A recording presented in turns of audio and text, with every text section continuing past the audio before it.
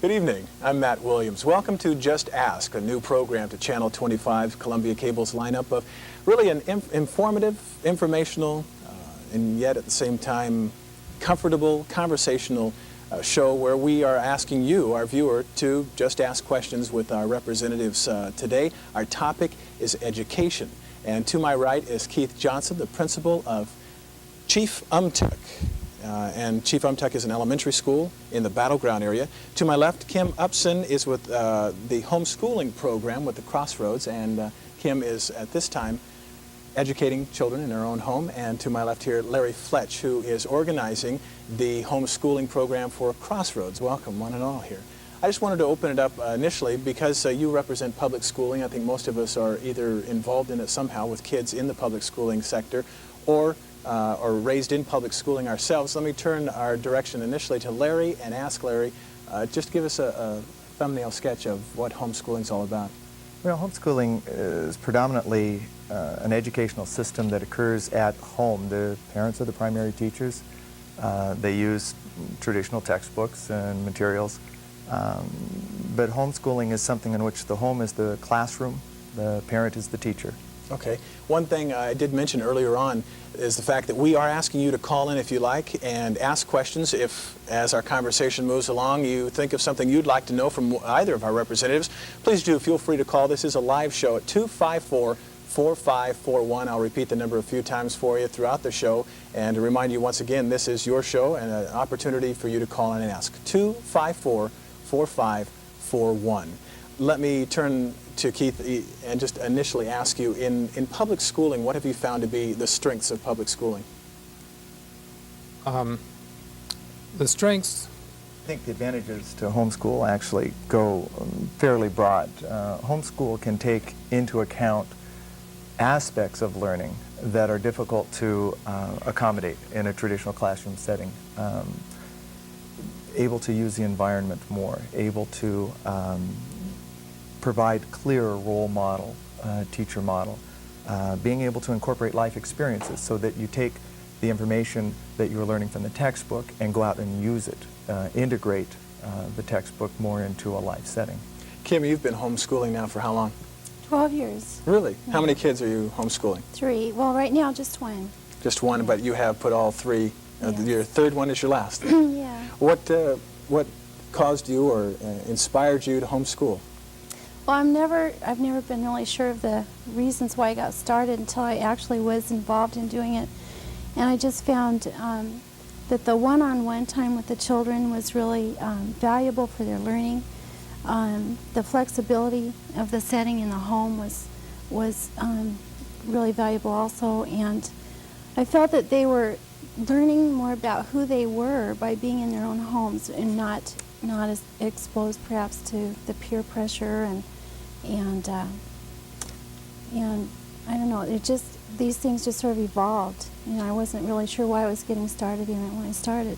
What's the most asked question of a homeschooling mother from those who are foreign to it? Well, probably they want to know about the burnout aspect really? of it. Yeah. Is it a full-time job? Yeah, well, not really, because I find that with working with the textbooks and the actual curriculum study time, we get that done within 2 to 3 hours in a daytime, and it doesn't take the whole day. Your kids probably like the home cooking class the most, especially when you make cookies.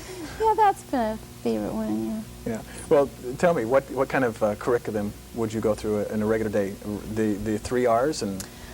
Well, yes, and then we've added a lot to that, and as the year goes on, we'll pick up you know, new projects to add on to the basics. And so my daughter's through the school that I'm hooked up with in our church. It's a homeschooling system, a program. We've been offered workshops so that she could take art or she could take Spanish or some other things to add on to the basics, plus field trips, and you know, there are quite a few other things that we do. Mm-hmm. So. What effects have you seen in, what is the checks and balances here? How do we regulate what's being taught in the home? Well, I think there needs to be a little bit of a distinction because we actually have 2 classes of homeschoolers that that people can fall into.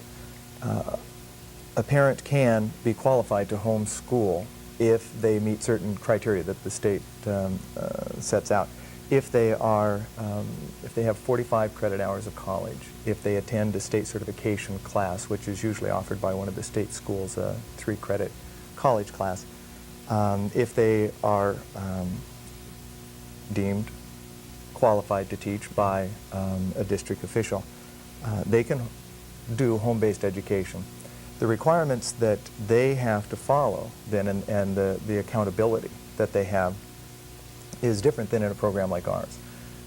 We are a state-approved homeschool extension program. We operate as a satellite of Cornerstone Christian Day School. And the requirements for a state-approved homeschool program are more stringent than the requirements that an independent homeschooler has to follow. Okay, you're making two distinctions here. One is an independent homeschooler Right. that would be regulated by the state, or the state would make the determination whether or not this parent is able to teach in the home. Able to do home-based instruction. And then yours is through a church or A private school. private school. Yeah. And that is Crossroads. Crossroads is the church that Cornerstone Christian School is a ministry see. of. Okay. And Cornerstone Homeschool Program is a satellite of the Cornerstone Day School. Okay. We'll be back in just a couple minutes with more conversation. Again, let me give you that phone number, 254-4541. You're listening to and watching Just Ask with Columbia Cable. And we are, in fact, live, and we'd like you to give us a call. Do you put the curriculum on hold and turn back into mom and no longer the teacher? How do you work out that day-to-day process of being with your kids all the time, which I personally can't do?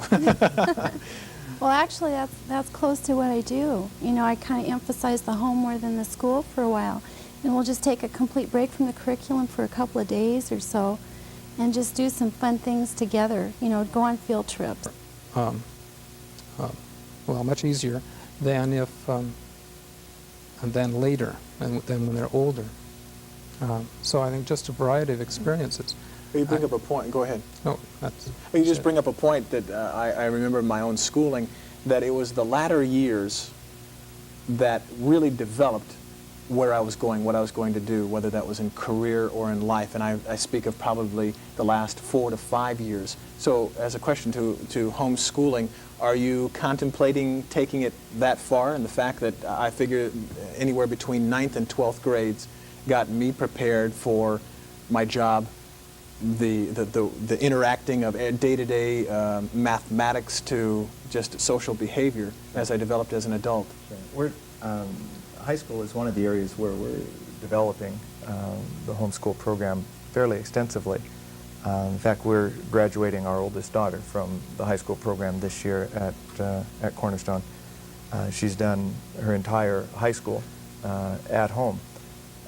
One of the advantages that has afforded her is a lot of job opportunity exposure. We have, of course, as a state requirement for graduation, we have a vocational credit requirement. She has to have a year of a vocational class. We're developing our own vocational curriculum where we'll take a first part of a year and just explore a lot of different occupations. They can go into the different fields and come in and talk with you. They can go, oftentimes if you'll ask a high schooler, what do you want to do? Say, well, I'll be a doctor or a lawyer. You know, I say, okay. Now find out what kind of doctor you would like to be, or find out what kind of lawyer you'd want to be. It takes some time developing different job possibilities, occupational possibilities. Then take a section of time where you explore what it takes to become that. So you want to be a doctor?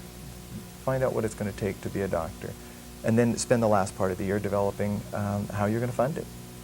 We do a lot of exposure, try to do a lot of exposure out into the community. My daughter does a lot of service work. She's worked down at the hospital. She worked at Washington Park Zoo last year. She gets out with the public a lot, quite a bit more now because she's homeschooled. We have a lot of flexibility. Do you ever feel any resentment from them based on the fact that they are not in that peer pressure group that they would feel immediately once they step out of the house? Well, I don't think so. Again, as with Kim, we have a lot of interaction with other people. She has youth that group that she attends. There are a lot of settings where she's with other people. The interesting thing, and this is socialization is probably one of the biggest questions I get, and that has to really be put into a perspective. In fact, I was just listening to a program today that was talking about Hewitt and Moore do a lot of research concerning homeschooling, and they were talking about a Cornell University study that talked about kids who spent not just quality time but extended quantities of time with their family tend to develop very strong family values. Whereas the kids that they studied that spent a lot of time in peer pressure settings actually were very susceptible to peer pressure, not able to resist it, as you would expect, but they actually were more vulnerable to it. Okay. One of the things which we've recognized then in the homeschool movement is that there must be a balance of their exposure to other adults, to other authorities, although homeschoolers tend to be fairly responsive to authority. Excuse me, Larry, I don't want to interrupt, but in all fairness to one of our callers now at 254-4541, let's go to line 3 here, and we'll start by asking, what's your name? We're on the air here. Yes, hi, this is Lori Shreve. Hello, Lori. Hi. Who are you directing your question towards? Well, it would be either towards Larry Fletch or towards your homeschooling mother there. Okay. My question is, she has the support of the Crossroads Church there. What about parents who are trying to homeschool or considering homeschool who don't have the support of a group? How would they handle homeschooling, maybe number one, and number two, should they be having a support group? Okay. I think, yeah, I can address that. I taught on my own for a number of years without being connected to this program or any other one. And I found that there are a lot of resources anyway. First of all, there are a lot of books. That's one of the things that kept me going and directed and was a real help was books on schooling, homeschooling in particular, Hewitt or Dr. Moore's books. And then I found other families anyway that were also homeschooling that were encouragement to me. And I feel that it is important to find some kind of support somewhere. I really do. What was your touchstone before you got into a It was other group? families, that I knew. Is there a state, Larry, is there a state organization that helps organize independent homeschoolers? Yeah, in fact, there are quite a few support groups around. There's Washington Homeschool Organization. There are a lot of support groups around, both statewide and locally, that get together, do their own field trips, provide their own resource people. They pool their own abilities. If they have somebody who is qualified to teach a language, they'll just gather together and do the language. Okay. Did you get enough information there? Sure did. Thanks so much. Great. That's great. Thank you for calling. You're welcome. Bye-bye. Bye-bye. Keith, in the public school system, have you had an opportunity to match scholastically kids that come out of a homeschooling program into the public school system? I haven't personally, and I'm not aware of any research. Maybe the homeschool movement has that kind of research, but I'm not familiar with any research that makes that comparison. Are you aware of any, Larry? There are people like Hewitt Moore Research who are doing extensive research nationally. With a program like ours, we do standardized testing, and we use the Stanford Achievement Test, and within our program, all of our students are rated nationally. And so we can see how they compare with other students across the nation. In fact, our program itself is rated. And generally, most of the homeschoolers will score well above average in all subject areas. Okay. Yeah, I think you'd hear a response from the public school people to the fact that that's very understandable because they're coming from very supportive homes, and I think I don't know if this has ever been done, but I think if you took a random sample of non-homeschool or public school kids who come from like kind of homes, the same kind of home demographics, I wonder if the scores would be the same. real close. So I don't know that we're saying that the results of homeschooling will produce better academic gains than the results of public schooling. Do you feel like that's what that research is saying? No, actually, I think what it says is that we can do it Yes. academically. Yes. And then as long as we know we can do it academically, then we can start to address character development. We can start to develop strong self-esteem.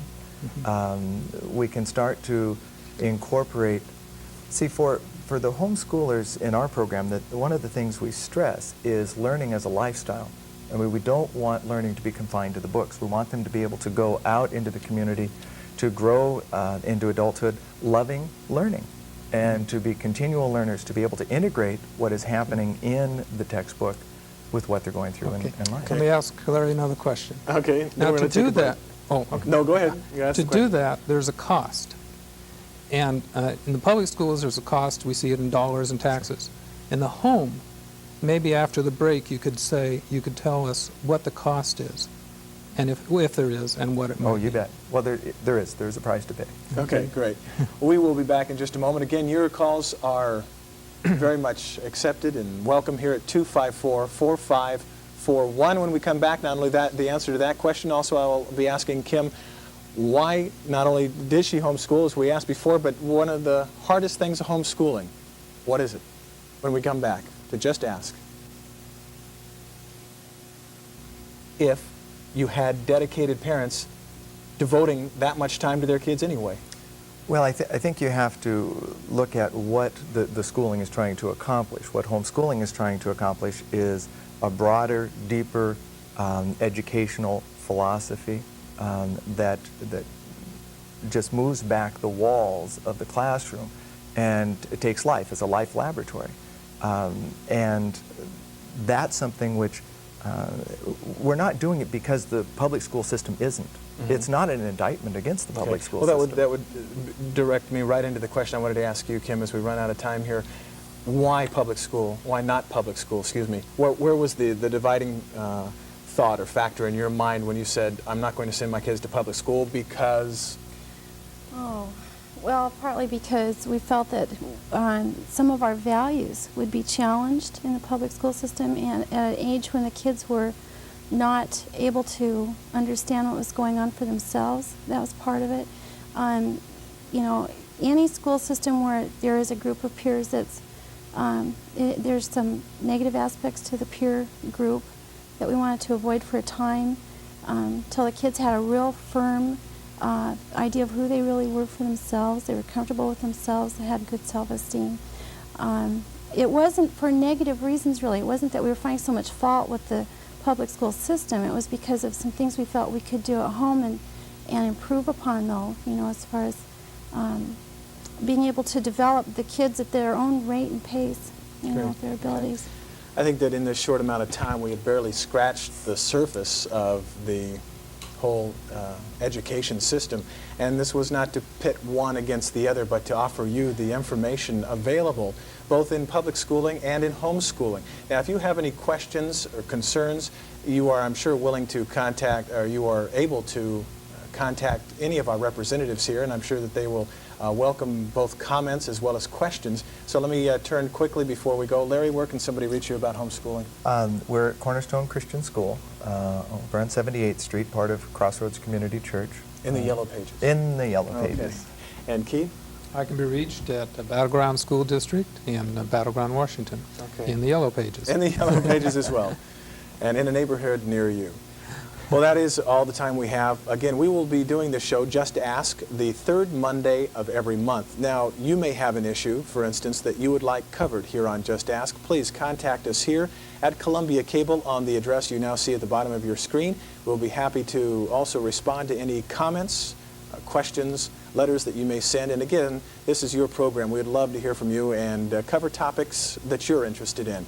And I encourage you, again, the third Monday of each month, to join us again for Just Ask right here on Columbia Cable's Channel 25. Good night.